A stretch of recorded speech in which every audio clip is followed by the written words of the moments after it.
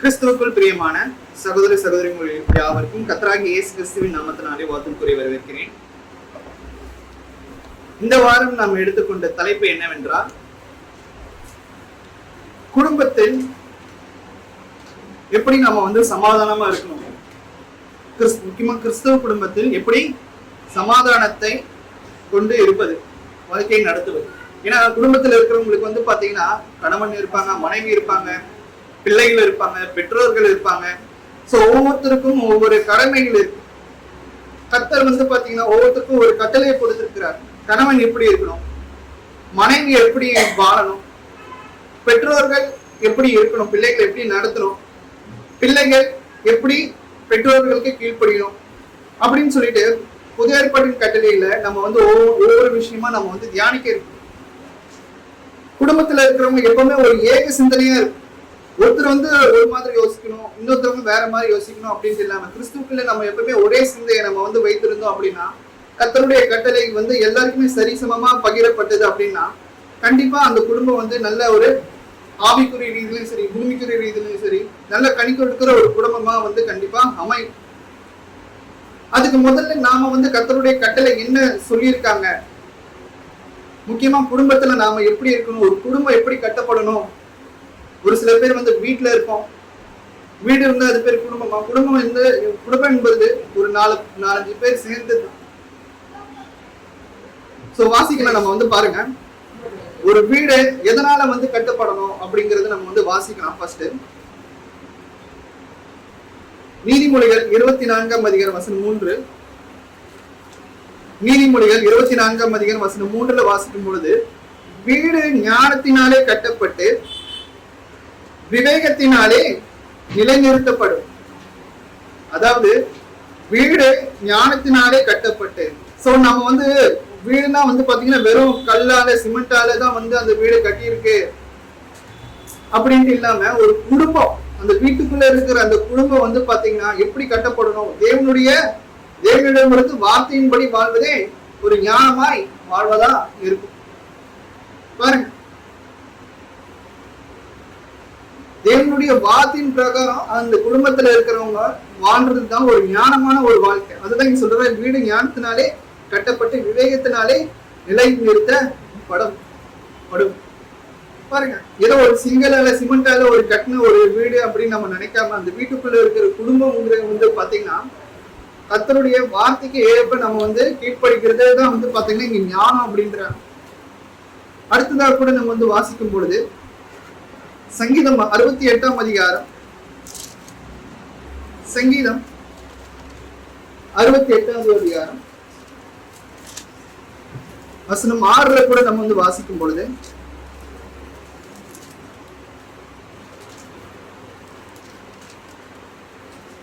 தேவன் தனிமையானவர்களுக்கு வீடு வாசல் ஏற்படுத்தி. பாருங்க, எந்த ஒரு மனுஷனையும் அவர் தனிமையா விட்டுட்டாரா? இல்ல, அவனுக்கு ஃபர்ஸ்ட் ஒரு வீடு வாசல உண்டு பண்ணுகிறார். கர்த்தருக்கு பிரியமுள்ளவர்கள், கர்த்தருக்கு கீழ்ப்படுகிறவர்கள் எப்பொழுதுமே அவர் அவங்கள தனிமையா விட்டதில்லை. அதனால இங்க சொல்றாரு பாருங்க, அந்த எந்த ஒரு மனுஷனையும் அவர் தனிமையா இருக்க விடாம அவனுக்கு ஒரு குடும்பத்தை ஏற்படுத்துகிறார். யார் ஏற்படுத்துகிறார்? நாம நினைக்கிறோம் அப்பா அம்மா தான் நமக்கு பாத்தீங்கன்னா ஒரு பொண்ணை பார்த்து கல்யாணம் பண்ணி வச்சு, அப்படி இல்லை. கர்த்தர் தான் அந்த ஒரு குடும்பத்தையும் சரி, அந்த திருமணத்தையும் சரி, எல்லாத்தையும் ஆயத்தப்படுத்துகிறவர் அவர் தான். ஒரு குடும்பத்தை கட்டுகிறவர் அவர் தான். நம்ம புரிந்து கொள்ளணும். சோ ஆதாம் பாத்தீங்கன்னா தனிமையாக இருந்த, அவன் தனிமையா இருக்கிறது நல்லதில்லை சொல்லிட்டு ஒரு ஏற்ற துணையை ஆதாமுக்கு ஏற்படுத்தி இருக்கிறார். இங்க பாருங்க, இங்க கூட நம்ம வாசிக்கணும், தேவன் தனிமையானவர்களுக்கு வீடு வாசல் ஏற்படுத்தி. பாருங்க, ஒரு காலகட்டத்துல நம்ம ரொம்ப தனிமையா இருந்தோம். ஆனா கர்த்தர் இப்ப நமக்கு ஒரு நல்ல ஒரு குடும்பத்தை கொடுத்திருக்கிறார். இது நம்மளால் உண்டானது கிடையாது, இது கர்த்தரால் கொடுத்த ஒரு ஆசீர்வாதம். ஆதியாகமம் 2ஆம் அதிகாரம் வசனம் 24ல கூட நம்ம வாசிக்கும் பொழுது, ஆதியாகமம் 2ஆம் அதிகாரம் வசனம் 24 கூட வாசிக்கும் பொழுது, இது நிமித்தம் புருஷன் தன் தகப்பனையும் தன் தாயும் விட்டு தன் மனைவியோட இசைந்திருப்பான், அவர்கள் ஒரே மாம்சமாய் இருப்பார்கள். பாருங்க, எப்பவுமே தேவன் இணைத்த இந்த ஒரு திருமணத்தை மனுஷங்க எந்த ஒரு சூழ்நிலையும் நம்ம பிரிக்க கூடாது. எப்பவுமே கணவன் பாத்தீங்கன்னா மனைவியோட இசைந்து இருக்கும். அப்படி இருக்கும் பொழுது ஒரு சில பேர் தன்னுடைய சொந்த ஆதாயத்துக்காக கணவன் மனைவியை பிரிக்கணும், பிரிச்சு தன்னுடைய மகளை இல்லைன்னா கூட்டிட்டு வந்துடணும், இந்த மாதிரி நிறைய காரியங்கள் பண்ணுவான். ஏதோ கணவன் மனைவி சேர்ந்து வாழணும், கடைசி வரைக்கும் ஒற்றுமையா இருக்கணும் அப்படிங்கிறது இல்லாம நம்ம கூட இருக்கிற சொந்த பந்தங்களே பாத்தீங்கன்னா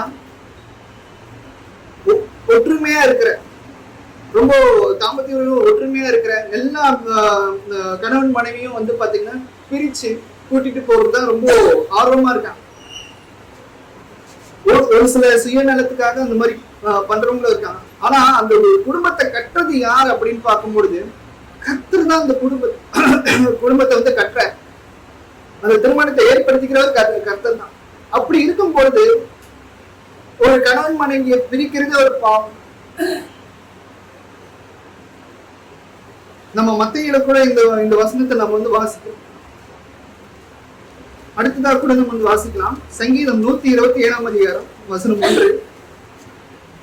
சங்கீதம்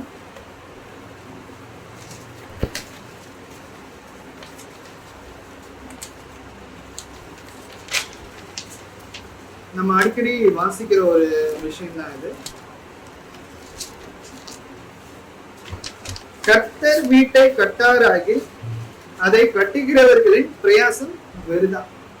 நம்ம நினைக்கிறோம் நம்முடைய சொந்த முயற்சியினால் தான் பாத்தீங்கன்னா குடும்பத்தை நடத்துறோம் அப்படின்ட்டு. அப்படி இருக்க முடியாது. சொந்த முயற்சினால குடும்பத்தை யாராலையும் நடத்த முடியாது. கர்த்தர் தான் பாத்தீங்கன்னா நம்ம குடும்பத்தை கட்டுகிறார். நான் சம்பாதிக்கிறேன், நான் காசு சம்பாதிக்கிறேன், வேலைக்கு போறேன், காசு சம்பாதிக்கிறேன், எனக்கு நல்ல ஒரு ஞானம் இருக்கு, அதனால என் குடும்பத்தை வழி நடத்துறேன் அப்படின்ட்டு நாம நினைக்காம, எனக்கு இப்படிப்பட்ட ஒரு நல்ல ஒரு வேலையை கொடுத்தது, எனக்கு இப்படிப்பட்ட ஒரு நல்ல ஒரு ஞானத்தை கொடுத்தது, எனக்கு இப்படிப்பட்ட ஒரு சம்பாதிக்கிற திறமையை கொடுத்தது, பலனை கொடுத்தது எல்லாமே கர்த்தர் இடத்துல இருந்து எனக்கு உண்டாயிருக்கு. அதன் மூலியமாக நான் என் குடும்பத்தை நான் போஷிக்கிறேன். எனக்கு கர்த்தர் நல்ல ஒரு ஞானத்தறிவு புத்தியை கொடுத்திருக்கிறார். அதனால என் பிள்ளைகளை நான் எல்லா விஷயத்தையும் நல்லது கெட்டது சொல்லி என்னால வளர்க்க முடியுது, அவங்களுக்கு தேவையான காரியங்கள் என்னால பண்ண முடியுது அப்படின்னு நம்ம யோசிக்க வேண்டியது அவசியமா இருக்கு. நம்ம சொந்த முயற்சி கிடையாது. கர்த்தர் தான் நம்மளுடைய வீட்டை கட்டுகிறார். அதை கட்டுகிறவர்களின் பிரயாசம் வெறுதா. அடுத்ததாக கூட நம்ம வாசிக்கும் பொழுது ஒரு குடும்ப தலைவர் எப்படி இருக்கணும்? கிறிஸ்துவுக்குள்ள இருக்கிற ஒரு குடும்ப தலைவனுக்கு முதல்ல விசுவாசம் கண்டிப்பா இருக்கு. வேதாகமத்துல நம்ம நிறைய உதாரணங்களை பார்க்கணும். ஒரு குடும்ப தலைவன் எப்படி இருக்கிறானோ அவங்களுடைய பிள்ளைகளும் சரி அதுக்கேற்ப நடப்பான். ஒரு காலையில எழுந்திரிச்சு ஜபம் பண்றது குழந்தைங்க பார்ப்பான். அப்ப பரவாயில்ல, அப்ப ஜெபிக்கிறாரு. சாப்பிடறதுக்கு முன்னாடி ஜபம் பண்ணும் பொழுது கூட பரவாயில்ல, அப்ப சாப்பிடறதுக்கு முன்னாடி ஜபம் பண்றது. நாமளும் அதே போல ஃபாலோ பண்ணி நடக்கணும். நைட்டு தூங்க போறதுக்கு முன்னாடி ஒரு குடும்பமா நம்ம ஜெபிக்கணும். இதுதான் நம்ம பாத்தீங்கன்னா ஒரு தகப்பனா இருந்து, ஒரு அப்பாவா இருந்து ஒரு பிள்ளைகளுக்கு நம்ம ஒரு முன்மாதிரியா நம்ம இருக்க வேண்டியது ஆவிக்குரிய அவசியமாக. வேதாகமத்துல நோவாவும் கூட பாத்தீங்கன்னா நோவாக்கு ஒரு என்ன அப்படின்னு பாத்தீங்கன்னா தன்னுடைய குடும்பத்தை காப்பாற்றணும். தன்னுடைய குடும்பத்துக்காக அவர் 100 வருஷம், கிட்டத்தட்ட 100 வருஷம் பாத்தீங்கன்னா அந்த பேழையை கற்ற. எதற்காக வாசிக்கலாம்? எபிரேயர் 11 அதிகாரம். அவர் ஒரு தகப்பனா இருந்து என்ன யோசிக்கிறாரு பாருங்க. மத்தவங்களாம் பாத்தீங்கன்னா யார் எக்கிட்ட போனாலும் பரவாயில்ல, நான் நல்லா இருக்கணும் அப்படின்னு நினைக்கிற காலத்துல, அந்த காலத்திலேயே பாத்தீங்கன்னா எபிரேயர் 11 அதிகாரம் வசனம் 7 வாசிக்கிற பொழுது, விசுவாசத்தினாலே நோவா தற்காலத்திலே காணாதவைகளை குறித்து தேவ எச்சரிப்பு பெற்று. பாருங்க, காணாதவைகளை குறித்து அப்படின்னா அவன் இது வரைக்கும் மழையை பார்த்ததே கிடையாது. ஆனா கர்த்தர் மழையினால இந்த பூமியை நான் அழிக்க போறேன் அப்படின்ட்டு சொல்லும் பொழுது அந்த அழிவிலிருந்து தன்னுடைய குடும்பத்தை ஃபர்ஸ்ட் காப்பாற்றணும், ரட்சிக்கணும் அப்படின்னு நம்ம பிரயாசப்படுறோம். நம்ம இங்க சபையில இருக்கிற ஒவ்வொரு ஆண்களுக்கும் தகப்பன்மார்களுக்கும் கணவன்மார்களுக்கும் உள்ள மிகப்பெரிய பொறுப்பு என்ன அப்படின்னா, விசுவாசத்துல கண்டிப்பா வளரணும். விசுவாசத்துல வளர்றது மாத்திரம் இல்லாம தன்னுடைய குடும்பத்தை காப்பாற்றணும். இங்க வந்து பாத்தீங்கன்னா நோவா வந்து அதுதான் பண்ற. காணாதவைகளை தேவ எச்சரிக்கை பெற்று பயபக்தி உள்ளவனாகி தன் குடும்பத்தை ரட்சிப்பதற்கு பேழையை உண்டு பண்ணினான். அதனாலே அவன் உலகம் வாக்கினிக்குள்ளானது என்று தீர்த்து விசுவாசத்தில் உண்டாகும் நீதிக்கு சுதந்திரவாளியானான். பாருங்க, ரட்சிப்பதற்கு பேழையை உண்டு பண்ணினான். யாரு? தன்னுடைய குடும்பம் ரட்சிப்பதற்கு, தன்னுடைய குடும்ப சேவாகணும். அப்ப வந்து பாத்தீங்கன்னா அவன் பண்ண வேண்டிய மிக முக்கியமான விஷயம் என்ன அப்படின்னு பாத்தீங்கன்னா, அவனுடைய பொறுப்பு ஏதோ நம்ம வந்து வீட்டுல வந்து கல்யாணம் பண்ணி வச்சுட்டாங்க, நாம நம்மளுடைய வேலையை பார்த்துட்டு இருப்போம், அவங்க அவங்களுடைய வேலையை பார்த்துட்டு இருப்பாங்க அப்படின்னு கிடையாது. ஒரு குடும்ப தலைவனுக்கு என்ன பொறுப்பு அப்படின்னு பாத்தீங்கன்னா, குடும்பத்துல உள்ளவங்களை ஃபர்ஸ்ட் பார்க்கணும். அவங்கள வந்து அவங்க எப்படி இருக்காங்க, நல்லா இருக்காங்களா, அவங்களுடைய தேவைகள் சந்திக்கப்படுதா, அவங்கள நான் வந்து பாதுகாப்பா நான் வந்து வச்சிருக்கிறேன் அப்படிங்கிற ஒரு கவனம் இருக்கணும். ஏன்னா இங்க நோவா வந்து பாத்தீங்கன்னா அதுதான் பண்ற. தன் குடும்பத்தை ரட்சிப்பதற்கு பேழை உண்டு பண்ணினான். பாருங்க, காணாத ஒரு விஷயம். மழையை பார்த்தது இல்ல, 100 வருஷமும் அவன் வந்து பேழையை உண்டு பண்ணிக்கிறான். அப்ப இந்த 100 வருஷமா அந்த பேழையை உண்டு பண்ணிட்டு இருக்கும்போது அவனுக்கு எந்த அளவுக்கு விசுவாசம் இருந்திருக்கும் பாருங்க. என் குடும்பத்தை நான் வந்து காப்பாற்றணும் அப்படிங்கிற ஒரு விஷயத்துக்காக அவன் அப்படிப்பட்ட ஒரு காரியத்தை பண்றான், கர்த்தர் இடத்துல விசுவாசம் வச்சு. அடுத்ததாக கூட நம்ம வந்து வாசிக்கிறது எல்லாமே ஒரு எடுத்துக்காட்டு தான். ஒரு குடும்ப தலைமை எப்படி இருக்கணும், முதல்ல தன்னுடைய குடும்பத்தை அவன் நேசிக்கணும், கர்த்தர் இடத்துல விசுவாசிக்கணும், முதல்ல அவங்களுடைய சேஃப்டியை பார்க்கணும், அவங்க எல்லாம் நல்லா இருக்காங்களா அப்படின்ட்டு நம்ம வந்து யோசிக்க வேண்டியது அவசியமாக இருக்கு. சங்கீதம் 128வது அதிகாரம். தன்னை குறித்து அதிகமா அவன் வந்து யோசிக்கிறதை விட தன்னுடைய குடும்பத்தார் குறித்து அதிகமா யோசிக்க வேண்டியது அவசியமாக இருக்கு. சங்கீதம் 128வது அதிகாரம் வசனம் 1 வாசிக்கும் பொழுது ஒரு குடும்ப தலைமை எப்படி இருக்கணும்?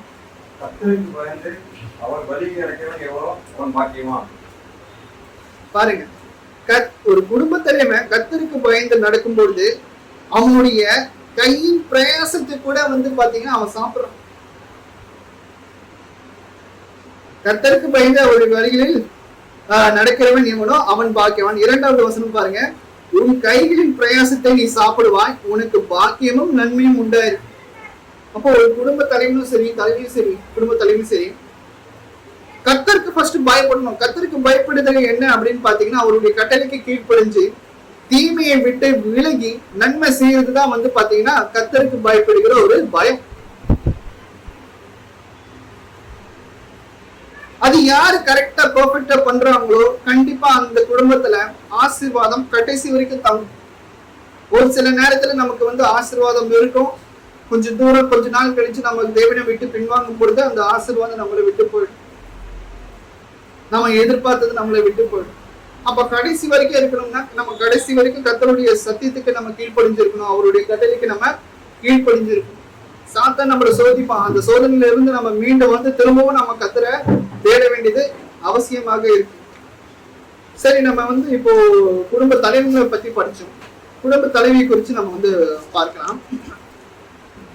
ஒரு குணசாலியான ஸ்திரீயுடைய கடமைகள், மனைவியினுடைய கடமைகள் என்ன அப்படிங்கிறது நம்ம வந்து பார்க்கலாம். நீதிமொழிகள் 31ஆம் அதிகாரம், நீதிமொழிகள் 31ஆம் அதிகாரம் வசனம் 27. அவள் சோம்பலின் அப்பத்தை புசியாமல் தன் வீட்டு காரியம் எப்படி நடக்கிறது என்று கண்ணோக்கமாய் இருக்கிறார். பாருங்க, ஒரு குணசாலியான ஸ்திரீ வந்து பாத்தீங்கன்னா சோம்பேறித்தனமா இருப்பாங்களா? எல்லா வேலையும் எப்படி நடக்குது, நம்ம எப்படி பண்ணிட்டு இருக்கோம், நம்மளுடைய குடும்பம் என்ன நிலைமையில இருக்கு அப்படிங்கறத யோசிப்பாங்க. எப்பயாச்சும் நம்ம வந்து வெளியே வாங்கி சாப்பிட்டா பரவாயில்ல, அதாவது உடம்பு சரியில்லை அதனால வெளியே வாங்கி சாப்பிட்டா எனக்கு உடம்பு டயர்டா இருக்கு, எப்பயாச்சும் ஒரு தடவை வெளியே வாங்கி சாப்பிட்டா பரவாயில்ல.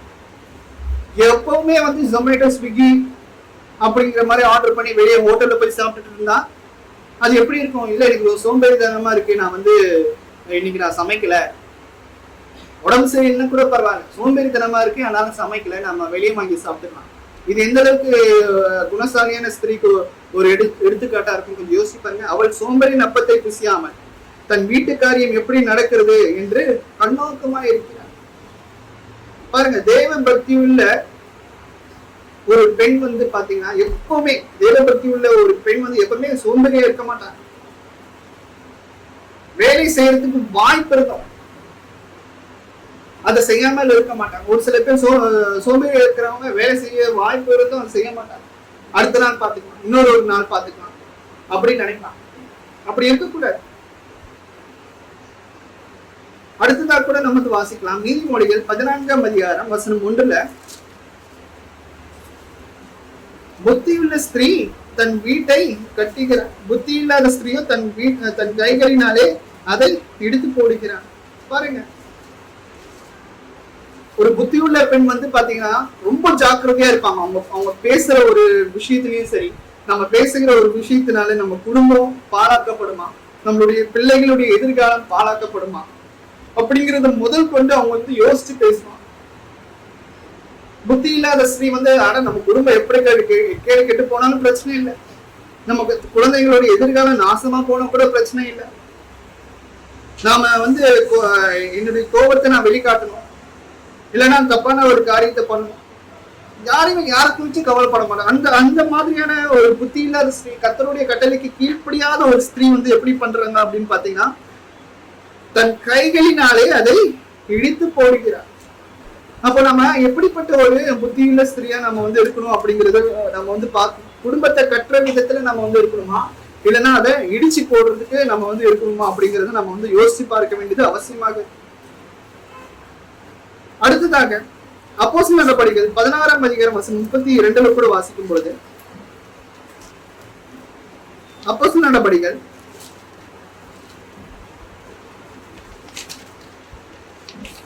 16ஆம் அதிகாரம்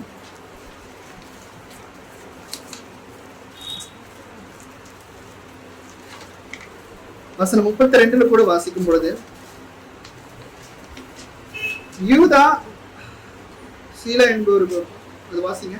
அவருக்கும் வீட்டில் இருந்த யாவருக்கும் கர்த்தருடைய வசனத்தை போதித்தார்கள். பாருங்க, ஒரு ஊழியர் வர்றாருன்னா அந்த ஊழியருக்கு வந்து அந்த வீட்டுல வந்து இடம் கொடுக்குறாங்க. யாரு? அவனுக்கும், அதாவது பவுலுக்கும் அவன் வீட்டில் இருந்த யாவருக்கும் கர்த்தருடைய வசனத்தை போதித்தார்கள். சோ அப்படி இங்க இருக்கும் பொழுது வந்து பாத்தீங்கன்னா பவுலும் சீலாவும் இங்க வந்து ஆராதிக்கிறதுக்கு அந்த வீட்டுல வந்து அலோவ் பண்றாங்க. அப்போ அதை அலோவ் பண்ணும் பொழுது கர்த்தருடைய வார்த்தை, அவருடைய வசனம் அங்க பிரசங்கிக்கப்படுது. இங்க வந்து யார் அவங்க வீட்டுக்கு அழைக்கிறாங்க அப்படின்னு பாத்தீங்கன்னா ஒரு சிறைச்சாலைக்காரன் வந்து பாத்தீங்கன்னா பவுலையும் சீலாவையும் தன் வீட்டுக்கு அழைத்து தேவனுடைய வார்த்தை கேட்க தன் குடும்பத்தை ஒப்பு கொடுத்தான். பாருங்க, தன்னுடைய குடும்பத்தையே அங்க வந்து ஒப்பு கொடுக்கிறான். எதற்காக அப்படின்னு பார்க்கும் பொழுது தேவனுடைய வார்த்தையை கேட்பதற்காக.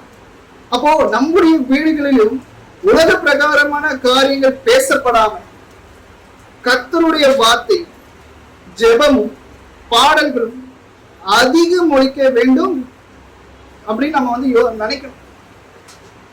பாருங்க, நம்ம வீட்டுல எல்லாம் வந்து பாத்தீங்கன்னா சினிமா சாங்ஸ் தான் ஓடிட்டு, அதெல்லாம் நம்ம வந்து வாயில கூட நம்ம வந்து சினிமா பாட்டு தான் நம்ம வந்து பாடிட்டோம். அதெல்லாம் தாண்டி நம்மளுடைய குடும்பத்தை எப்படி கட்டணும் அப்படின்னு பாத்தீங்கன்னா, இப்ப இங்க வந்து ஒரு சிறைச்சாலைக்காரன் வந்து ஒரு ஊழியக்காரங்களை கூப்பிட்டு தேவனுடைய வார்த்தையை கேட்க வைக்கணும். இப்போ எனக்கு வந்து பாத்தீங்கன்னா எனக்கு என் மனசுக்குள்ள ரொம்ப நாளும் இருக்கிற ஒரு விஷயம் என்ன அப்படின்னு பாத்தீங்கன்னா, எனக்கு வேலை நிமித்தமாக நடுவாரத்துல என்னால எந்த ஒரு குடும்பத்திற்கும் போக முடியாத ஒரு சூழ்நிலை, போய் ஜெபிக்க முடியாத ஒரு சூழ்நிலை. அதுவே எனக்கு ஒரு பெரிய வருத்தமா ஒரு பாரமா இருக்கு. ஆனா இங்க பாரு, இங்க வந்து அந்த சிறைச்சாலைக்காரன் வந்து பாத்தீங்கன்னா தன்னுடைய குடும்பத்தையே ஒப்பு கொடுக்கிறான். எதற்காக? தேவனுடைய வார்த்தையை கேட்டு அந்த குடும்பத்துல இருக்கிறவங்க எல்லாருமே ரட்சிக்கப்படணும். சமயம் வாய்த்தாலும் வாய்க்க விட்டாலும் நம்ம வந்து கர்த்தருடைய வேதத்தை தியானிக்கணுங்கிற மாதிரி கடைசி எப்பவுமே நம்ம வந்து பாத்தீங்கன்னா தேவனுடைய வார்த்தை கேட்கறதுக்கு, அவரை துதிச்சு பாடுறதுக்கு ஆயத்தமா இருக்கும். அப்படிதான் இங்க வந்து பண்றாரு அந்த சிறைச்சாலைக்காரனும் அவங்க குடும்பமும் சேர்ந்து ரட்சிக்கப்படுகிறார். அடுத்ததாக கூட நம்ம வந்து வாசிக்கலாம் 1 பேதுரு 3ஆம் அதிகாரம் 1 பேதுரு 3ஆம் அதிகாரம் வசனம் 7 கூட நம்ம வந்து வாசிக்கும் பொழுது, அந்தபடியே புருஷர்களே, மனைவியானவர்கள் பலவீன பானமாயிருக்கிறபடியால் உங்கள் ஜெபங்களுக்கு தடை வராதபடிக்கு நீங்கள் விவேகத்தோடு அவர்களுடனே வாழ்ந்து உங்களுடனே அவர்களும் நித்திய ஜீவனாகிய கிருபையை உணர்ந்து கொள்ளும்படியாக அவர்களுக்கு செய்ய வேண்டிய காத்து செய்யுங்கள். பாருங்க, இங்க வந்து புருஷன்களுக்கு பேதுரு வந்து என்ன சொல்றாரு அப்படின்னு பார்க்கும் பொழுது, அந்தபடி புருஷர்களே, மனைவியானவள் பலவீன பாண்டமா இருக்கிறபடினால், பாருங்க அந்த உடல் ரீதியாவும் சரி மன ரீதியாவும் சரி பெண்கள் வந்து ரொம்ப பலவீனமான பாண்டங்கள். சோ அப்படி இருக்கும் பொழுது நாம அவர்களை அட்ஜஸ்ட் பண்ணிட்டு போக வேண்டியது அவசியமாக இருக்கு. அவங்க கோவப்பட்டாலும் நாம வந்து அமைதியா அவர்களை வந்து கடைப்பிடி ஹேண்டில் பண்ண வேண்டியது அவசியமாக இருக்கு. அடிக்கிறது வந்து பாத்தீங்கன்னா ரொம்ப தப்பான ஒரு காரியம். அதுவே வந்து ஒரு மிகப்பெரிய பாவமான ஒரு செயல். எதுக்கு எடுத்தாலும் கை ஓங்குறது. ஏன் எப்படி நம்ம அது மட்டும் இல்லாம மனைவியை வந்து ஒரு சில பேர் வந்து வாடி போயின்னு சொல்லுவாங்க. அதுவும் சொந்தக்காரங்க இருக்கும் பொழுதுதான் இன்னும் அதிகமா வாடி போடின்னு சொல்லுவாங்க. ஏன்னா அப்பதான் அவங்க கெத்து காமிக்கிறாங்க, நான் தான் இந்த குடும்பத்துக்கு தலைமை அப்படின்னு, எனக்கு கீழே தான் எல்லாருமே அப்படிங்கிற மாதிரி ஒரு கெத்து காமிக்கிறதுக்காக அதிகமா வாடி போடி சொல்லுவாங்க. பெண்களும் அதே போல ஒரு சில நேரத்துல வாடா போடா அப்படின்ட்டு சபையில வந்து பேசிட்டு இருப்பாங்க. சபையிலும் சரி தனிப்பட்ட முறையிலும் சரி பெண்களும் மனைவிகளும் தங்களுடைய கணவர்களை கனப்படுத்தும். இங்கேயும் வந்து பாத்தீங்கன்னா அதுதான் சொல்றாரு, நீங்கள் விவேகத்தோட அவர்களோட வாழ்ந்து அவர்களுடனே கூட உங்களுடனே கூட அவர்களும் நித்திய ஜீவனாகி கிருபையை சுதந்திரிக்க கொள்கிறபடியால் அவர்களுக்கு செய்ய வேண்டிய கனத்தை செய்யுங்கள். பாருங்க, எத்தனை பேர் நம்ம வந்து நம்மளுடைய மனைவியை கனம் பண்றோம், மதிக்கிறோம், ஃபர்ஸ்ட் ரெஸ்பெக்ட் கொடுக்கிறோம். மனைவியினுடைய வார்த்தையை நிறைய பேர் காதுலயே போட மாட்டாங்க. அவங்க சொல்ல வர கருத்தை கூட நீ சொல்லி நான் என்ன கேட்கறது அப்படின்னு நினைச்சுப்பாங்க. அப்படி இருக்கக்கூடாது. முதல்ல அவங்களுக்கு கொடுக்க வேண்டிய கனத்தை நம்ம வந்து முதல்ல கொடுக்கணும். அதுதான் இங்க வந்து பேதுரு வந்து சொல்ற. இந்த மாதிரியான விஷயங்கள் நம்ம தொடர்ந்து பண்ணும் பொழுது நம்ம குடும்பத்துல ஆட்டோமேட்டிக்கா சமாதானங்கிறது நாம தேடி போக தேவையில்லை. சமாதானத்துக்கு சமாதானம் நம்மளை தேடி வரும். இங்கிலீஷ்ல சொல்லுவாங்க ஹாப்பி வைஃப் ஹாப்பி லைஃப் அப்படின்ட்டு. மனைவியை யார் சந்தோஷமா வச்சிருக்காங்களோ அவங்களுடைய குடும்பம் வந்து எப்பவுமே சந்தோஷமா இருக்கும். சோ இங்கேயும் வந்து பாத்தீங்கன்னா அதுதான் சொல்றேன், பெண்கள் வந்து ஒரு சில நேரத்துல கோவப்படுவாங்க. அது எல்லாமே ஆண்கள் வந்து ஓகே, நம்ம வந்து பைபிள் என்ன சொல்லியிருக்கு, பெண்கள் வந்து ஒரு பலவீனமான பாண்டங்கள், அதனாலதான் இங்க இப்படி வந்து அவசரப்பட்டு பேசுறாங்க, அவசரப்பட்டு இந்த மாதிரி பண்றாங்க. அப்போ நாம தான் வந்து புரிந்து கொண்டு அவர்களை நல்லபடியா ட்ரீட் பண்ணணும் அப்படின்ட்டு நம்ம வந்து புரிந்து கொள்ள வேண்டியது அவசியமாக இருக்கு. ஏன்னா நம்ம கூட சேர்ந்து அவங்களும் நித்திய ஜீவனை சுதந்திரிக்கிறாங்களே. ஸோ அவங்களுக்கும் நம்ம ஏற்ற கணத்தை நம்ம வந்து கொடுக்கணும். இது வந்து ஆண்களுக்கு மட்டும் இப்படிப்பட்ட ஒரு உபதேசம் இல்லை, பெண்களுக்கும் சொல்லியிருக்காரு பாருங்க. அதே 3ஆம் அதிகாரம் வசனம் 5 வாசிக்கும் பொழுது, இப்படியே பூர்வத்தில் தேவனத்தில் நம்பிக்கையாயிருந்த பரிசுத்த ஸ்திரீகளும் தங்களுடைய புத்திரருக்கு கீழ்ப்படிந்து தங்களை ஆராய்ந்தார்கள். பாருங்க, பரிசுத்த ஸ்திரீகளும் தங்களுடைய புருஷர்களுக்கு கீழ்ப்படிந்து தங்களை அலங்கரித்தார்கள். இப்போ புதிய பாட்டின் கட்டளைகளை நம்ம வந்து 100% கீழ்ப்படிஞ்சு நடக்கணும். அப்ப வேதாகமம் என்ன சொல்லுது? புருஷர்களுக்கு மனைவிகள் கீழ்ப்படியணும், தங்கள் புருஷருக்கு கீழ்ப்படிஞ்சு நடக்கணும் அப்படிங்கிறது வேதாகமத்தினுடைய, அதுவும் புதிய பாட்டின் காலத்துல கொடுத்திருக்கிற ஒரு கட்டளை. ஒரு 2 வாரத்துக்கு முன்னாடி கூட நம்ம வந்து ஒரு டாபிக்காவே தேவனுடைய கட்டளைக்கு முழுமையா கீழ்ப்படியணும் அப்படின்னு சொல்லிட்டு நம்ம வந்து வாசிச்சோம். முழுமையா கீழ்ப்படியணும் அப்படின்னா சட்டம் என்ன சொல்லியிருக்கோம், வேதாகமத்துல கர்த்தருடைய வார்த்தை என்ன சொல்லியிருக்கோம், அதுக்கு 100% கீழ்ப்படிஞ்சு நடக்கும். நீ பண்ணு ஃபர்ஸ்ட், நீ எனக்கு மரியாதை கொடு, நீ எனக்கு ஃபர்ஸ்ட் சொல் பேச்சுக்கு கீழ்ப்படி, அப்போ நான் உனக்கு கீழ்ப்படி, அப்படிலாம் இருக்கக்கூடாது. ஆயக்காரர் இருக்கிறோம், பாவிகளை இதுதான் பண்றேன், ஃபர்ஸ்ட் நீ பண்ணு நான் பண்றேன் அப்படிங்கிற மாதிரி. அதுல எந்த ஒரு பெருசாவும் எந்த ஒரு விஷயம் இல்லை. ஏன்னா நிறைய பேர் வந்து பாத்தீங்கன்னா மத்தவங்க எனக்கு கொடுக்குற அந்த ஒரு மரியாதையை வச்சுதான் நான் அவங்களுக்கு மரியாதையை திருப்பி கொடுப்பேன் அப்படின்னு நினைக்கிறேன். அதுவே ரொம்ப தப்பு. உலகத்தார் அப்படிதான் பண்றேன். உலகத்தார் பாத்தீங்கன்னா அவன் என்ன மதிச்சாதான் நான் அவனை திருப்பி மதிப்பேன். அவன் எனக்கு நன்றி செலுத்தினாதான் நான் திரும்ப அவனுக்கு ஏதாச்சும் நன்றி செலுத்துவேன். அவன் எனக்கு ஸ்தோத்திரம் செஞ்சாதான் நான் திரும்ப ஸ்தோத்திரம் செய்வேன். அப்படிலாம் இருக்கக்கூடாது. கனம் பண்றதுல முந்தி கொள்ளணும் அப்படின்றான். அவன் எனக்கு பண்ணாதான் நான் பதிலுக்கு பண்ணுவேன் அப்படின்னு சொன்னா உலகத்தாரும் அப்படித்தான் பண்றாங்க, ஆயக்காரர்களும் அப்படிதான் பண்றாங்க. அப்ப அவர்களுக்கும் நமக்கும் என்ன வித்தியாசம்? ஒரு வித்தியாசமும் இல்லையே. அப்ப நாம என்ன ஸ்பெஷலா பண்றோம்? ஸ்பெஷலா பண்றதுன்னா என்ன தெரியுமா?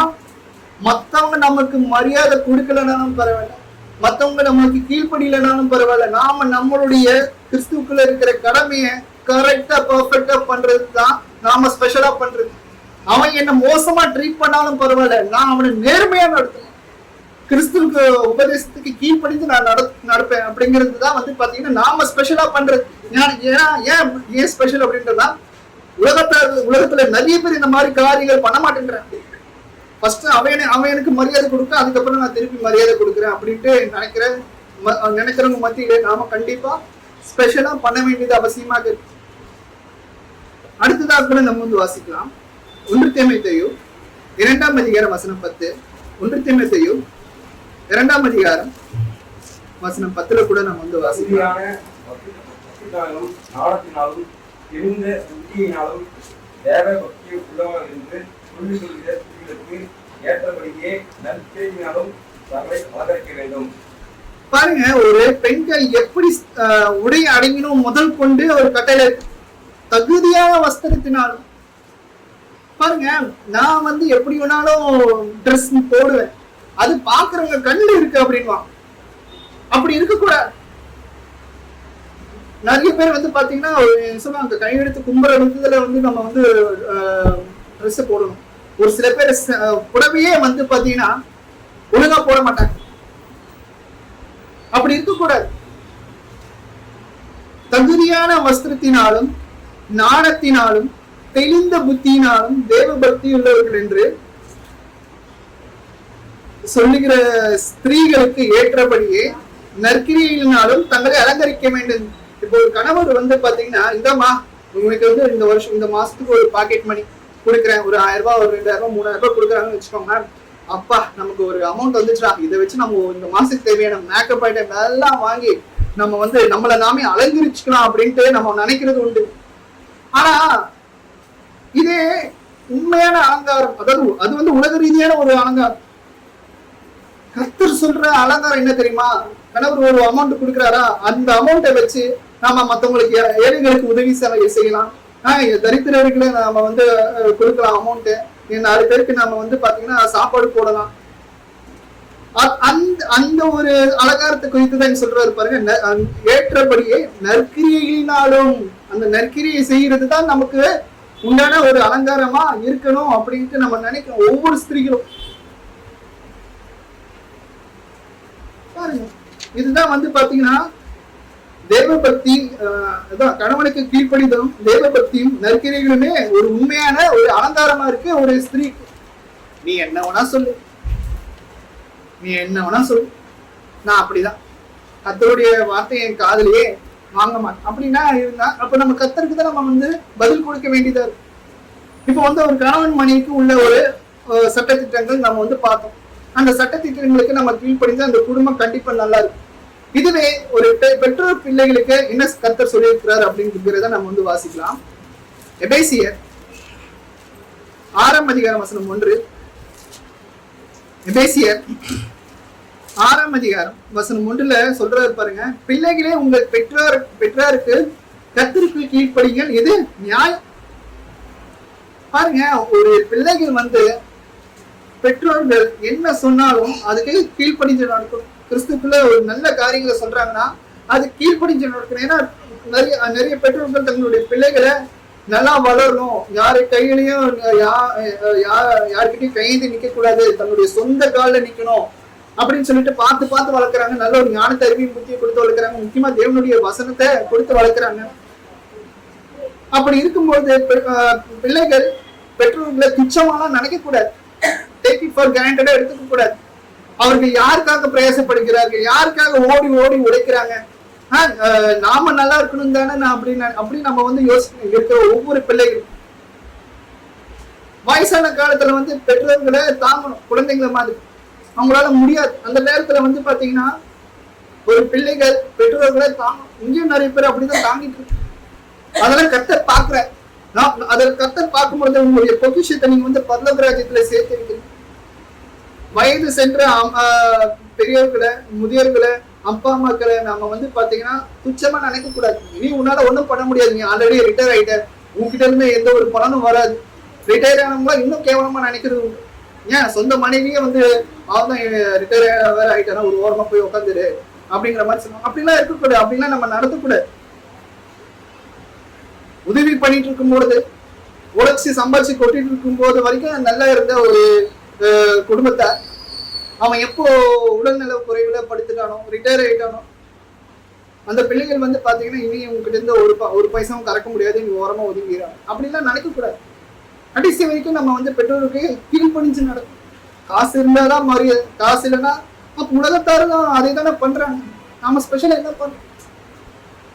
4வது வசனம் பாருங்க, பிதாக்களுக்கு சொல்றதா இருப்பாங்க, பிதாக்களே நீங்களும் உங்கள் பிள்ளைகளை கோபப்படுத்தாமல் கர்த்தருக்கேற்ற சிச்சையிலும் போதனையிலும் அவர்களை வளர்ப்பீர்கள். பாருங்க, வேலையில எக்கச்சக்க பிரஷர், நிறைய விதமான பிரஷர் இருக்கும், ஸ்ட்ரெஸ் இருக்கும், டிப்ரெஷன் இருக்கும். அது எல்லாத்தையும் கொண்டு வந்து பாத்தீங்கன்னா பிள்ளைகள் இடத்துல, மனைவி இடத்துல காட்டக்கூடாது. மனைவிகளும் அதுக்கேற்ற மாதிரி வந்து பாத்தீங்கன்னா கணவர் வந்து ஆல்ரெடி நிறைய மைண்ட்ல ஓடிட்டு, அவரை நம்ம கோபப்படுத்தாம ட்ரீட் பண்ணணும் அப்படிங்கிறது நம்ம நினைக்கிறோம். வேலைக்கு போயிட்டு வந்து அடுத்த செகண்டே அந்த மாதிரி ஏதாச்சும் ஒரு கோபமா பேசுறது, கடிந்து கொள்றது அப்படின்னா அவருக்கும் வந்து பாத்தீங்கன்னா இருக்கிற ப்ரெஷர்ல இன்னும் எக்ஸ்ட்ரா எரியிற நெருப்புல என்ன ஊத்துற மாதிரி. சோ அதனால வந்து பாத்தீங்கன்னா பொறுமையா நிதானமா எடுத்து நம்ம வந்து சொல்ல வேண்டியது அவசியமானது. பிள்ளைகளையே நம்ம வந்து பாத்தீங்கன்னா ரொம்ப ஓவரா ப்ரெஷர் பண்ணாங்க, ரொம்ப ஓவர் மானிட்டரிங் பண்ணலாம். ஆனா மைக்ரோ மானிட்டரிங்க ரொம்ப பண்ணக்கூடாது. அவங்கள வந்து கொஞ்சம் ஃப்ரீயா விட, அவங்களுடைய டெசிஷன் அவங்கள எடுக்க விடுங்க. கடைசி வரைக்கும் உங்க கைப்பிடியிலே வச்சுக்கிட்டு இருக்கிறோம் அப்படின்னா, ஒருவேளை தேவனை விட்டு பின்வாங்கி உலகத்தார் கூட சேர்ந்து மற்ற மதத்துக்கோ மற்ற தெய்வத்தையும் வணங்கினா, அப்ப நம்ம வந்து அதுக்கு முன்னாடி நம்ம வந்து நிறைய விஷயங்கள் சொல்லி வளர்க்கணும். அந்த சைட்லாம் போகக்கூடாது, அப்படிப்பட்ட ஒரு கோயிலுக்கெல்லாம் போகக்கூடாது, கர்த்தர் அதை வெறுக்கிறார், விக்கிரகத்தை வெறுக்கிறார், விக்கிரகத்துடைய நாமத்தையும் நம்ம சொல்லக்கூடாது. பாருங்க, விக்கிரகத்துடைய நாமத்தையே நம்ம வந்து ஃபர்ஸ்ட் வாயில உச்சரிக்க கூடாது. இப்படிப்பட்ட கட்டளைகள்லாம் இருக்கு. ஆனா கர்த்தர் நம்ம மனசுக்குள்ள இருக்கும்போது எது குறிச்சு நம்ம வந்து கவலைப்பட தேவை. அடுத்ததாக கூட நம்ம வந்து வாசிக்கலாம். நீதிமொழிகள்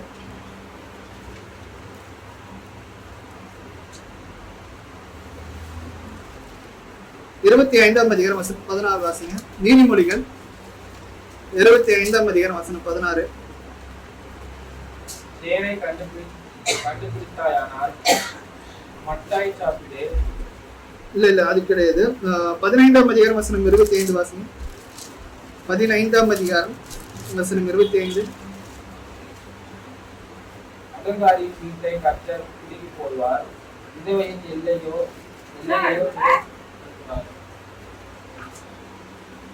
பாருங்க, ஒரு குடும்பத்துல வந்து பாத்தீங்கன்னா கணவனோ மனைவியோ அகங்காரத்தோட, ஆணவத்தோட, கோபத்தோட எப்பவுமே வாழக்கூடாது.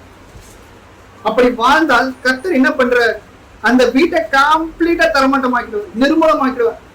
இது வந்து ஒரு எச்சரிப்பு ஒரு கணவன் மனைவிக்கும். அகங்காரியின் வீட்டை கர்த்தர் பிடுங்கி போடுவார், விதவையின் எல்லையோ நிலைப்படுத்துவார். கோபத்தினால எடுக்கிற முடிவுல எவ்வளவோ பேர் பாதிக்கப்படுறாங்க, டைவர்ஸ்க்கு போறாங்க.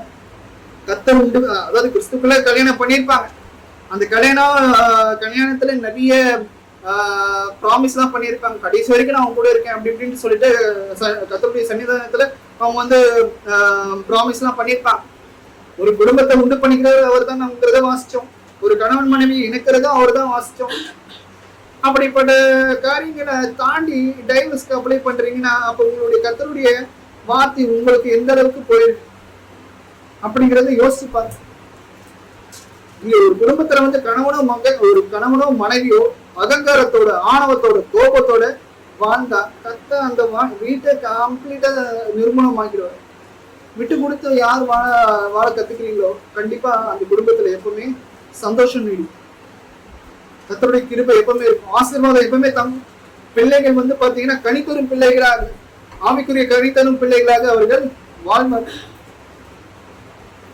நீதிமொழிகள் 27ஆம் அதிகாரம் வசனம் 7-8 கூட நம்ம வந்து வாசிக்கும் பொழுது, நீதிமொழிகள் 27ஆம் அதிகாரம் வசனம் 7-8 வாசிக்கும் பொழுது, திருப்தி அடைத்தவன் தேன் கூட்டையும் மிதிப்பான், பசியுள்ளவனுக்கு கசப்பான பதார்த்தங்களும் தித்திப்பாயிருக்கும். தன் கூட்டை விட்டு அலைகிற குருவி எப்படி இருக்கிறதோ அப்படியே தன் ஸ்தானத்தை விட்டு அலைகிற மனுஷனும் இருக்கிறான். அதாவது இந்த 7வது வசனம் வந்து பாத்தீங்கன்னா ரொம்ப ரொம்ப மேலோட்டமா நம்ம வந்து வாசிக்கமா, திருப்தி அடைவன் தேன்குட்டையை மிதிப்பான். திருப்தி அடைவன் தேன்குட்டையை மிதிப்பானா? இதுக்கும் இந்த பாடத்திட்டத்துக்கும் என்ன சம்பந்தம் அப்படின்னு பார்க்கும்பொழுது பாருங்க, ஒரு குடும்பத்துல ஒரு நல்ல கணவனோ ஒரு நல்ல மனைவியோ அமைதியாக இருந்தாங்க அப்படின்னா சில பேருக்கு அவர்களுடைய மதிப்பே தெரியாது. அதுதான் தேன்குட்டை மிதிப்பது போல அலட்சியம் செய்வான். பரவாயில்ல, இவன் வந்து ரொம்ப என்ன சொன்னாலும் தாங்குறான், இவன் வந்து ரொம்ப நல்லவனா இருக்கேன், அப்போ இவனை எவ்வளவு அடிச்சாலும் இவனுக்கு வலிக்காது போல, நம்ம அடிச்சுக்கிட்டே இருப்போம். அதுதான் திருப்தி அடைந்தவன் தேன்கூட்டையும் மிதிப்பான்ங்கிற ஒரு விஷயத்துக்கு ஒரு நல்ல கணவன், பொறுமையா இருக்கிற ஒரு நல்ல மனைவியோ அமைதியா இருந்துட்டா போ, மிதிச்சுக்கிட்டே இருப்பான். அதுதான் சொல்றது, திருப்தி அடைந்தவன் தேன்கூட்டை மிதிப்பான். பசியுள்ளவனுக்கோ கசப்பான பதார்த்தங்களும் தித்திப்பா இருக்கும். பாருங்க, அப்படிப்பட்ட ஒரு நல்ல கணவன் ஒரு குடும்பத்தார் பார்த்துட்டு இருக்காங்க, வெளியில இருந்து ஒரு குடும்பத்தார் பார்த்துட்டு இருக்காங்க. என் கணவன் ரொம்ப மோசமா தண்ணி அடிச்சுட்டு தினந்தோறும் என்ன போட்டு அடின்னு அடிச்சிட்டு இருக்கான், ஆனா உங்க கணவர் பரவாயில்லைங்க. அந்த மாதிரி அதாவது பசியுள்ளவனுக்கும் கசப்பான பதார்த்தங்களும் திருப்தியா இருக்கும், தித்திப்பா இருக்கும். பாருங்க, அதேதான் சொல்றாரு, தன் கூட்டை விட்டு அலைகிற, அதாவது நம்ம உயிரோட இருக்கும் போதும் சரி, நம்ம கூட இருக்கும் போதும் சரி, அவங்களோட அருமை தெரியாது. நாம எப்போ நம்ம எப்போ அவங்கள விட்டு போறோமோ அப்போதான் வந்து பாத்தீங்கன்னா அவங்க நம்மளுடைய அருமையை அவங்க உணர்வாங்க. அதுதான் இங்க சொல்றாரு, பசி உள்ளவனுக்கோ கசப்பான பதார்த்தங்களும் தித்திப்பா இருக்கும். அப்பதான் நமக்கு பசி உண்டாகும். ஐயோ, நான் என் கணவனை அப்படி நடத்திட்டேனே, ஐயோ என் மனைவியை நான் வந்து ரொம்ப மோசமா நடத்திட்டேனே, இப்பதான் எனக்கு தெரியுது அப்படின்னு சொல்லிட்டு நம்ம வந்து உணரும். பாருங்க, தன் கூட்டை விட்டு அலைகிற குருவி எப்படி இருக்கிறதோ அப்படியே தன் ஸ்தானத்தை விட்டு அலைகிற மனுஷனும் இருக்கிறான். பாருங்க, நல்லா இருந்த குடும்பத்தை கெடுத்து சின்ன பின்னமாக்கி இருக்கிற ஒரு மனுஷனுக்கு யார் இடத்துல ஒப்பிடுறாங்க அப்படின்னு பாத்தீங்கன்னா, ஒரு மனுஷியோ யார் கூப்பிடுறாங்க அப்படின்னு பாத்தீங்கன்னா, தன் கூட்டை விட்டு அலைகிற குருவி கூப்பிடுறாங்க. அப்படியே தன் ஸ்தானத்தை விட்டு அலைகிற ஒரு மனுஷனும் இருக்கிறான். ஒண்ணுமே இருக்காது, தேடி போனா அவங்க எதிர்பார்த்த ஒரு விஷயமே கிடைக்காது. நான் அவசரப்பட்டு நாம வந்து கோபத்துல முடிவெடுத்துட்டேனே, அவசரப்பட்டு மனைவி விட்டு நான் பிரிஞ்சுட்டேன், அவசரப்பட்டு என் கணவன் விட்டு பிரிஞ்சு நான் வேற ஒருத்தரை கல்யாணம் பண்ணிக்கிட்டேனே, அவன் கல்யாணம் பண்ணுவேன் இன்னும் அவன் மோசமா நடக்கும். முன்னாடி இருந்த கணவரிடத்திலே நான் வந்து கீழ்படுத்தி இருந்திருக்கலாமோ, அப்போ அவங்க அதுக்கப்புறம் ஃபீல் பண்ணும். நிறைய விஷயங்கள் நம்ம வந்து கேள்விப்படுறோம், உலகத்திலையும் சரி நம்ம சொந்த பந்தங்களையும் சரி. இந்த மாதிரி விஷயங்களை நம்ம வந்து கேள்விப்படும் போது நாம இன்னும் எந்த அளவுக்கு எச்சரிக்கையா இருக்கணும் அப்படிங்கறத நம்ம வந்து யோசிச்சு பார்க்க வேண்டியது அவசியமாக இருக்கு. பாருங்க, கடைசி ஒரு வசனம் வாசி நான் முடிச்சிடுறேன். நீதிமொழிகள் 17ஆம் அதிகாரம் வசனம் 1. நீதிமொழிகள் 17ஆம் அதிகாரம் வசனம் 1 வாசிங்க. சண்டை போடக்கூடிய வீடு நிறைந்த பொறுமையான பதார்த்தங்களை பார்த்திலும் அமைதியோடு சாப்பிடும் பெரிய. பாருங்க, ஒரு குடும்பத்துல வந்து பாத்தீங்கன்னா காசு பணம் சொத்து பத்து எல்லாமே இருக்கு. அவங்க வீட்டுல வந்து பாத்தீங்கன்னா 3 வேளை நல்லா மூக்கு பிடிக்க சாப்பிடுறாங்க. ஆனா அந்த குடும்பத்துல கணவன் மனைவிக்கு பிள்ளைகளுக்கு ஒரு ஒற்றுமை இல்ல, ஒரு சமாதானம் இல்ல, ஒரு சந்தோஷம் இல்ல, ஆவிக்குரிய ரீதியில எந்த ஒரு வளர்ச்சியும் இல்ல, முக்கியமா அந்த குடும்பத்துல கிறிஸ்துவ கர்த்தராகிய இயேசு கிறிஸ்துவே இல்ல, எந்த ஒரு விசுவாசமும் இல்ல அப்படின்னா அது வேஸ்ட். அதான் சொல்ற பாருங்க, சண்டையோடு கூடிய வீடிலிருந்து கொடுமையான பதார்த்தங்களை பார்க்கணும். எனக்கு சரியான ஒரு வருமானம் இல்லை, எனக்கு பெரிய பேக்ரவுண்ட் கிடையாது, பெரிய சொத்து பத்தி எனக்கு கிடையாது, நான் வந்து ரொம்ப என்ன சொல்றது, ரொம்ப தாழ்மையா நான் வந்து இருக்கிறேன், ரொம்ப தாழ்வான ஒரு இடத்துல நான் இருக்கேன். ஆனாலும் என் குடும்பத்துல வந்து பாத்தீங்கன்னா கொஞ்சம் சாப்பாடு இருந்தாலும் கூட அந்த அந்த கொஞ்சம் சாப்பாடையும் நான் எங்க குடும்பத்துக்குள்ள பகிர்ந்து ரொம்ப சந்தோஷமா நாங்க வந்து சாப்பிட்டோம். பாருங்க, இது இந்த ரெண்டு குடும்பம் நல்லா பணக்கார குடும்பம் இருக்கு, ஆனா குடும்பத்துல சந்தோஷம் இல்லை. ஏழ்மையான ஒரு குடும்பம் இருக்கு, ஆனா அந்த குடும்பத்துல சந்தோஷம் இருக்கு. இதுல யார் ஆசீர்வதிக்கப்பட்டவங்க அப்படின்னு பாத்தீங்கன்னா இரண்டாவது குடும்பம். ஏழ்மையான குடும்பம் தான், வறுமையான குடும்பம் தான், சாப்பாட்டுக்கு ரொம்ப என்ன சொல்றது கஷ்டப்படுற குடும்பம் தான். அந்த சாப்பாட்டுக்கு கஷ்டம் இருந்தாலும் கூட அவங்களுடைய தன்மானத்தை அவங்க வந்து விட்டு கொடுக்கல. அந்த குடும்பத்துல ரொம்ப சந்தோஷமும் சமாதானமும் இருக்கு. கர்த்தர் இதைதான் விரும்புற. காசு பணத்தை வந்து காசு இன்னைக்கு போற நாளைக்கு போ. குடும்பங்கள் நம்ம வந்து பாத்தீங்கன்னா கர்த்தரா கட்டுப்படும். அப்போ ஒரு குடும்பத்துல சண்டைகளும் மாம்ச பெருமைகளும் இல்லாம ஒருவருக்கொருவர் விட்டு கொடுத்து அமைதியோடு கர்த்தருக்குள் ஒற்றுமையா வாழணும் அப்படிங்கிறது தான் வந்து பாத்தீங்கன்னா இன்னைக்கு நாம இங்கிருந்து எடுத்து போக செல்ல வேண்டிய ஒரு காரியமா இருக்கு. இப்ப பாருங்க, இப்ப நம்ம கேட்கறதுக்கு கர்த்தருடைய வார்த்தை சந்தோஷமாக இருந்தாலும் வீட்டுக்கு போன அடுத்த செகண்டே பிரச்சனை உண்டாகும் பாருங்க. ஏன்னா சாத்தான அப்படி கெடுத்து போடுவோம். ஒரு வரையும் சரி, வீட்டுக்கு போனதுக்கு அப்புறமும் சரி, புதுசா ஒரு பிரச்சனை கொண்டு வரும். அப்ப கர்த்தருடைய வார்த்தையை நம்ம வந்து கேட்டுட்டு அதுக்கு ஏற்ப நடக்கல அப்படின்னா அப்ப நம்ம எந்த அளவுக்கு கர்த்தருடைய வார்த்தைக்கு நம்ம மரியாதை கொடுக்குறோம், கர்த்தருக்கு நம்ம பயந்து நடக்கிறோம் அப்படிங்கறத நம்ம யோசிச்சு பார்க்கணும். சண்டைக்கு ஏதாச்சும் வாய்ப்பு இருக்கா அப்படிங்கிறத தேடுறதை காட்டிலும் சண்டை போடுறதுக்கு ஒரு வாய்ப்பு நமக்கு கிடைக்குமா, எனக்கு போர் அடிக்கிறது, சண்டை போட்டாதான் நல்லா இருக்கும் அப்படிங்கிற ஒரு வாய்ப்பை தேடி அலைகிறதை காட்டிலும் ஒரு குடும்பத்துல சண்டை இருக்கும்போது சமாதானத்துக்கு ஏதாச்சும் ஒரு வாய்ப்பு இருக்கா, சமாதானத்துக்கு ஏதாச்சும் ஒரு வழி இருக்கா அப்படிங்கிறத எத்தனை பேர் நம்ம தேடிப்போம். அப்படிதான் நம்ம தேடிப்போம். சோ இன்னைக்கு நாம வந்து ஒரு சில விஷயங்களை நம்ம வந்து கற்றுக்கொண்டோம். பொறுமையா கேட்டு உங்கள் அனைவருக்கும் நன்றி. கர்த்தர் தாமே உங்களை ஆசீர்வதிப்பார்.